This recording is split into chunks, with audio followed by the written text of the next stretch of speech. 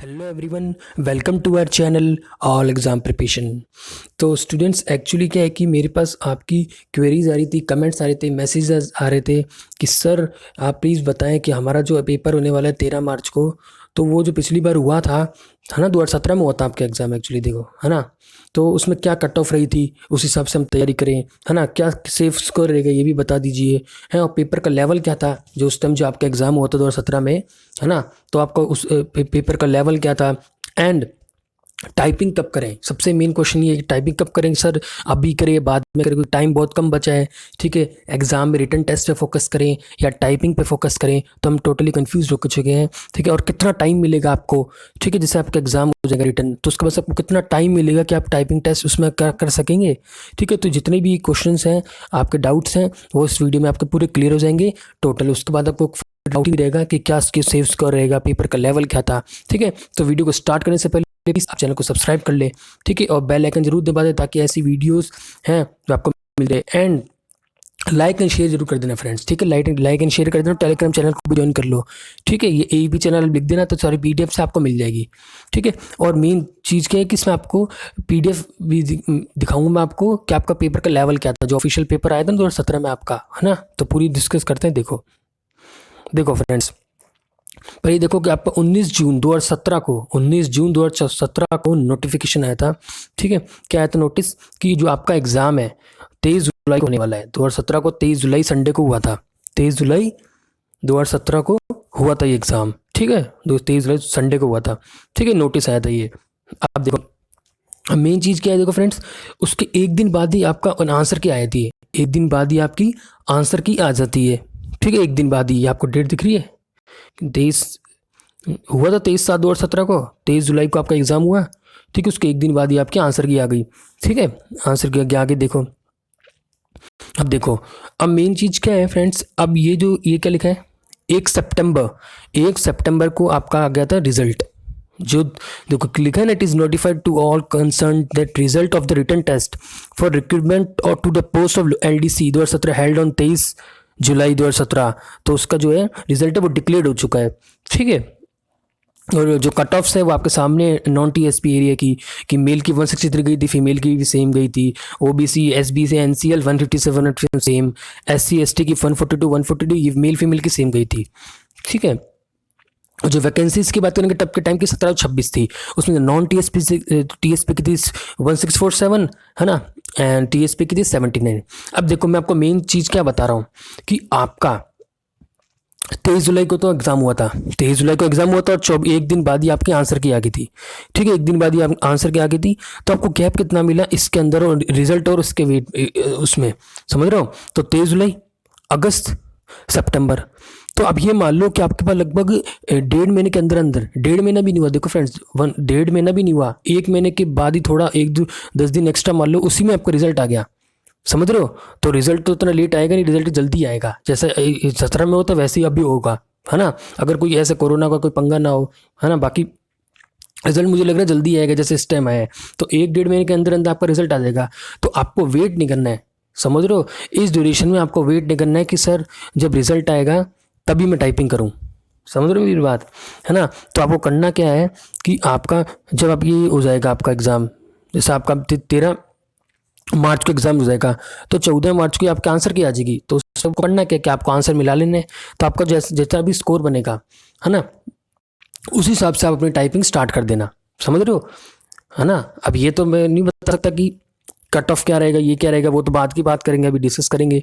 But ये कि आपको पता लग जाएगा कि सर हाँ मैंने स्कोर सही किया है, अच्छा किया है, तो मैं टाइपिंग स्टार्ट कर देता हूँ। और जिनके कम स्कोर ही बन रहे हैं वो भी ऐसा कोई दिक्कत नहीं, वो भी टाइपिंग स्टार्ट कर दें, क्योंकि इसमें नॉर्मलाइजेशन भी हो सकता है ना। तो कोई भरोसा नहीं है, मल्टीपल शिफ्ट्स में एग्जाम होगा, तो किसी का टफ होगा, किसी एग्जाम किसी का ईजी होगा। तो तब आप टाइपिंग स्टार्ट कर देना कि हाँ सर मैंने इतने टाइम किए हैं, तो आप आंसर किसे मैच कर लेना, उस हिसाब से आप टाइपिंग स्टार्ट कर देना। क्योंकि एक दिन बाद ही आप खुद देख लो आंसर की आई थी, तो आंसर की से आपको पता लग जाएगा कि मेरा पेपर कैसा गया है। ठीक है, मेन बात तो ये थी। अब मेन देखो आगे क्या है। हाँ, अब देखो टाइपिंग टेस्ट, मेन चीज़ है टाइपिंग टेस्ट का। अभी करें या बात करें, आप खुद देखो कि आपका 23 जुलाई को एग्ज़ाम हो गया, उसके बाद सीधा 23 अक्टूबर को, सॉरी 30 अक्टूबर को, मतलब ये 3 अक्टूबर को नोटिस आया था कि आपका जो एग्ज़ाम है, टाइपिंग टेस्ट है, वो आपका होगा 30 अक्टूबर को होगा, 30 अक्टूबर से 2 नवंबर तक, मतलब 3 दिन में आपका ये टाइपिंग टेस्ट फिनिश हो जाएगा। ठीक है, तो आपको मैक्सिमम कितने देखो महीना मिले, अगर आपका 23 जुलाई को एग्ज़ाम हुआ है तो जुलाई तो पूरी निकल गई, तो ये जुलाई अगस्त है ना, जुलाई अगस्त सितंबर अक्टूबर, तो लगभग आपको 3 महीने मिल गए पूरे पूरे। You have 3 months, you have 3 months, और ये मुझे लगता है मोर देन सफिशिएंट है। ठीक है, 3 मंथ मिल गए लगभग आपको, है ना। मैं तो आपको इसके अकॉर्डिंग बता रहा हूँ, आगे अगर ये क्या करेंगे, वो चेंजेस करेंगे, वो मैं कुछ नहीं कर सकता फ्रेंड्स। मैं तो इसके अकॉर्डिंग बता रहा हूँ क्योंकि आपको इसमें लगभग 3 मंथ्स मिल गए, है ना, तो ये मोर देन सफिशिएंट है। ठीक है, टाइपिंग के लिए, समझ रहे हो। क्योंकि देखो अभी एट प्रेजेंट में क्या है कि अगर आप टाइपिंग कर रहे हो, सही है, करो, निकाल सकते हो आप 1 घंटा 2 घंटा, नो प्रॉब्लम। बट मेन बात क्या है कि ये फोकस की बात है कि आप इसमें ही फोकस करो, रिटर्न में भी ज़रूरी है और उसमें दोनों में फोकस नहीं होता। हाँ, फिर भी मैं ऐसा नहीं कह रहा कि जिनको बिल्कुल नहीं आता वो थोड़ा दूर स्टार्ट कर सकते हैं, इंग्लिश की स्टार्ट कर दें या हिंदी की स्टार्ट कर दें, जिनने भी, है ना, इट डजेंट मैटर। बट बात ये है कि, है ना, तो आपको इसके बाद भी टाइम मिलेगा, है ना, तो आप अभी भी स्टार्ट कर दे, थोड़ा थोड़ा कर सकते हैं, तो बाद में भी कर सकते हैं, ऐसा नहीं है। वो डिपेंड करता है कि आप किस पोजीशन में, क्या आपको थोड़ी बहुत टाइपिंग आती है क्या इंग्लिश में, जैसे जनरली स्टूडेंट्स को इंग्लिश में टाइपिंग आती है तो वो मैनेज कर लेंगे हिंदी में, बाद में 3 मंथ में कवर कर लेंगे। जिसके इंग्लिश की आती है वो बाद में 3 मंथ्स की हिंदी कर सकता है ना। और जिसको दोनों नहीं आती है उसके लिए दिक्कत है, वो 3 मंथ्स में पॉसिबल भी हो सकता है, नहीं भी हो सकता, बहुत कम पॉसिबिलिटी है, क्योंकि ऐसा ना हो कि आपके बहुत अच्छा स्कोर हो जाए, है ना, 300 में से लगभग आप स्कोर कर दें 270 280, है ना, 260, तो बाद में ऐसा ना हो कि टाइपिंग की वजह से रह गए। तो इसलिए जिनको बिल्कुल नहीं आते हैं वो अभी से स्टार्ट करें टाइपिंग थोड़ी बहुत, है ना, दोनों ही नहीं आती जिनको, और जिनको एक आती है उनको कोई ऐसे कोई टेंशन वाली बात नहीं, क्योंकि एक अगर एक में आपकी प्रोफिशिएंसी अच्छी खासी लिखने में, मतलब टाइपिंग में, है ना, तो वो भी आप जो दूसरी है हिंदी में चाहे इंग्लिश में, जिसको जिनमें प्रॉब्लम है एक में, तो वो बाद में कर सकते हैं, क्योंकि 3 मंथ्स इसमें तो मिले थे, तो उसमें जो अब एग्ज़ाम होगा उसमें भी मिलने चाहिए। ठीक है, तो लगभग आपको आप खुद देख लीजिए 3 मंथ्स पर आपको गैप मिलता ही मिलता है टाइपिंग टेस्ट के डेट आने में। ठीक है, तो ये आपको क्लियर हो गया कि टाइपिंग टेस्ट कैसे करनी है और कब करनी है। ठीक है, तो आपको कितना महीने मिलेंगे तो वह मैंने आपको बता दिया है, जो नोटिस आया था इसके अकॉर्डिंग 2017 में जो आपका एग्ज़ाम हुआ था। ठीक है, आगे बात करते हैं। हाँ, अभी आपका ऑफिशियल पेपर हुआ था 2017 में, जो बात कर रहे हैं अपने, तो पहले क्या होता था फ्रेंड्स, आपके 2 एग्ज़ाम होते थे, मतलब 2 एग्ज़ाम सॉरी 2 सब्जेक्ट होते थे, इंग्लिश, जनरल इंग्लिश और जनरल हिंदी, तो दोनों 100 मार्क्स के होते थे। तभी तो 200 में से आप खुद देख लीजिए यहाँ पे कितना अच्छा कट ऑफ गया था, 163, समझ रहे हो, 200 में से 163 कट ऑफ गया था, समझ रहे हो, मेल और फीमेल। तो 3 घंटे मिले उस टाइम, 3 घंटे मिले थे, है ना, 200 क्वेश्चन थे, 100 मार्क्स की इंग्लिश थी, 100 मार्क्स की हिंदी थी, 100 मार्क्स की थी दोनों। ठीक है, तो 3 घंटे मिले थे। तो पहले अब क्या, अब क्या पर जीके भी ऐड हो गया है, समझ रहे हो, राजस्थान जीके भी ऐड हो गया है। पहले तो 2 ही सब्जेक्ट थे, अब 30 और 3 सब्जेक्ट हो गए हैं। ठीक है, तो ये आपका ये जनरल इंग्लिश है ना, ये क्वेश्चन आए थे, ज़्यादा कोई टफ नहीं आया था ना, पेपर का लेवल आप देख लीजिए। बाकी इसकी जो PDF है मैं आपको टेलीग्राम चैनल पर वो कर दूंगा, समझो, टेलीग्राम चैनल पे आपको अपलोड कर दूंगा, है ना, तो वहाँ से आप भी कर लेना। अब देखो, अब ये जो पेपर है, अगर आप कहोगे कि सर प्लीज़ सॉल्व करवा दीजिए, पूरा पेपर सॉल्व करा दूंगा आपको, ऑफिशियल पेपर है ये वाला, है ना, आपके सामने है, तो ये पूरा पेपर सॉल्व करा दूंगा, पूरी इंग्लिश के 100 क्वेश्चन, पूरी हिंदी के 100 क्वेश्चन, क्योंकि आपको पता है कि प्रीवियस ईयर मस्ट है।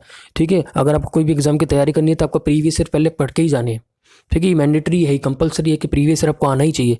तो ये अगर आप कहोगे कि सर करा दीजिए तो मैं आपको करा दूंगा, है ना, दोनों, है ना, हिंदी जितनी क्वेश्चन है 100 और इंग्लिश के भी, आप कह दीजिएगा कमेंट में। ठीक, अब देखो इसकी जो फाइनल कट ऑफ है वो क्या गई थी, फाइनल जो कट ऑफ है वो आपकी गई थी नॉन TSP के मेल की 259 आउट ऑफ 300, समझ रहे हो, क्योंकि 200 मार्क्स का आपका हिंदी इंग्लिश हो गया, प्लस टाइपिंग होगी 50 मार्क्स की, हिंदी प्लस हिंदी 25 मार्क्स की और इंग्लिश 50 मार्क्स की, प्लस एफिशिएंसी टेस्ट भी हुआ होगा इसमें, जैसे अभी होगा वो भी 50 मार्क्स की, तो ये होगा टोटल 300 एंड 300 में 259। ठीक है, कट ऑफ तो काफ़ी अच्छा गया था, आप देख लीजिए, काफ़ी अच्छा गया था, समझ रहे हो, उस टाइम पे भी काफ़ी अच्छा गया था कट ऑफ 259, सोचिए आप, फीमेल की 257। ठीक है, बाकी अब ये देख लीजिएगा, ये मैं सब आपको डाल दूंगा ना टेलीग्राम चैनल पे, आराम से देख लीजिएगा। तो फाइनल कट ऑफ ये है। ठीक है, और ये भी बात बता देता हूँ कि मैंने अभी 2 वीडियोस डाल दिए, अभी स्टार्ट ही क्लास स्टार्ट हुई, ये आपकी एंड तक चलेगी जब तक का एग्जाम नहीं हुआ था। तो ये मैंने मोस्ट रिपीटेड ईडियम फ्रेजेस डाल दिया है, ठीक है, पार्ट 1, और ये 1 वर्ड सब्स्टिट्यूशन पार्ट 1 डाल दिया, ये कंटिन्यू क्लासेस चल रही है। ठीक है, तो जिन्होंने भी ये नहीं देखा है वो प्लीज़ ये जाके देखें, ये आपके लिए मोस्ट इंपॉर्टेंट सीरीज़ होने वाली है, क्योंकि जितने भी क्वेश्चन हैं ये सारे प्रीवियस ईयर के क्वेश्चन हैं जो आपके एग्जाम में मिलेंगे। तो प्लीज़ आप ये जाके देखें। ठीक है, ये आपके लिए मोस्ट इंपॉर्टेंट होने वाले सीरीज़, क्योंकि सारे प्रीवियस ईयर क्वेश्चन हैं। ठीक है, तो कि इसी चैनल पे मैं सारी इंग्लिश पे फोकस मेन कर रहा हूँ, क्योंकि राजस्थान के स्टूडेंट्स हैं जो इंग्लिश में थोड़ी दिक्कत आती है, बाकी हिंदी तो कर ही लेंगे और राजस्थान जी के वो पढ़ ही लेंगे, क्योंकि वो पढ़ते ही आ रहे जितने भी एग्जाम्स हुए अभी, तो कोई इशू नहीं है। बस मेन इंग्लिश है वो आपको पूरा करा दूंगा। तो आपके 100 में से मैं प्रॉमिस करता हूँ 90 to 95 आपके ईजिली आप स्कोर कर लोगे, आपके जितनी भी अगर ये वीडियोज़ मेरी देख के जा रही हो। ठीक है, अब आगे बात करें सेफ स्कोर की। ये काफ़ी स्टूडेंट्स के मन में क्वेश्चन है कि सर सेफ स्कोर क्या रहेगा।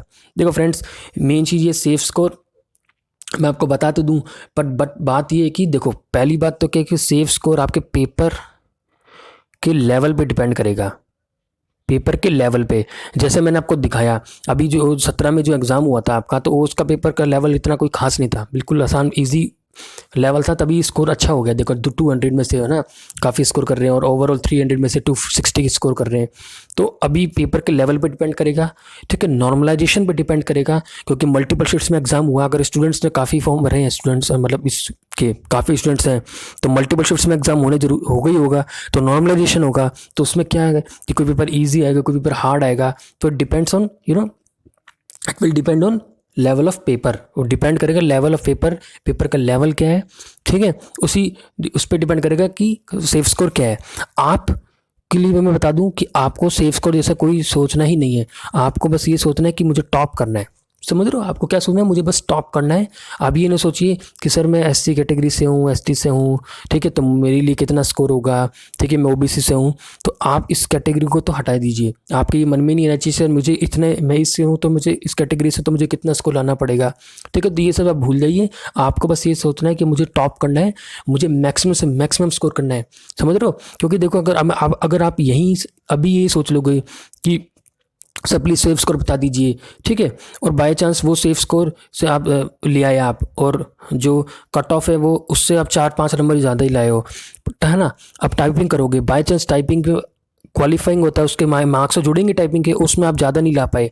समझ रहे हो, फिर फाइनल कट ऑफ जब ऐड होगी, समझ रहे हो, फाइनल होके, है ना, तो उसी भी मेरिट बनेगी, तो फाइनल में आप बाहर हो गए। समझ रहे हो, इसलिए मैं आपको कह रहा हूँ कि आप यहाँ से रिटर्न में मैक्सिमम से मैक्सिमम स्कोर करें, ताकि टाइपिंग में कोई दिक्कत आ जाए। जैसे इंग्लिश में आपकी अच्छे स्कोर कर लिए, अरे हिंदी में आप स्कोर नहीं कर पाए, है ना, तो आपको टाइपिंग ये जो रिटर्न टेस्ट है ये आपको बचा लेगा। समझ रहे हो, तो यहाँ पे आपको सेफ स्कोर जैसा कोई सोचना नहीं है कि सर सेफ स्कोर क्या रहेगा।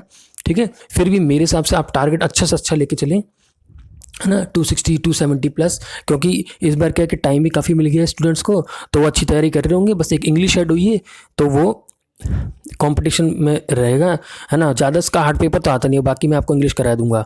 ठीक है, तो सेफ स्कोर जैसा कोई स्टूडेंट, बस आपको ये सोचना है कि टॉप करना है मुझे, है ना, बस मैक्सिमम टू मैक्सिमम स्कोर करना है ना। वो जो कोई भी नंबर सकता है 270, 280, 260 से जितने भी है, इतने तो आपको लानी ही है किसी भी हाल में, है ना। बाकी it will depend on the level of paper. ठीक है फ्रेंड्स, तो मैंने आपकी सारी क्वेरीज यहाँ पे सॉल्व कर दिए। ठीक है, बस आपको ये सोचना है कि मुझे टॉप करना है। ठीक है, दिन रात एक कर देना है। ये सेफ स्कोर जैसा कुछ नहीं सोचना आपको। ठीक है, समझ गए।